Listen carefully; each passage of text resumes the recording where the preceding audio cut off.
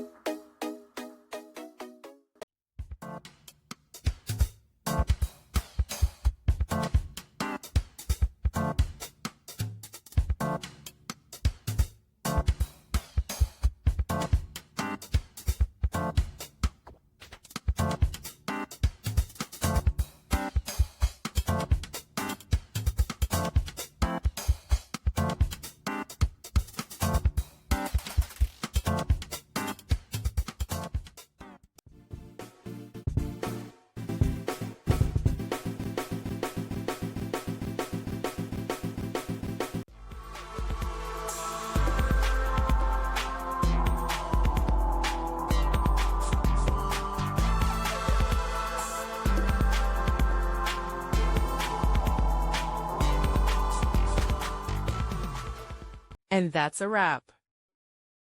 I hope you found the answer you were looking for.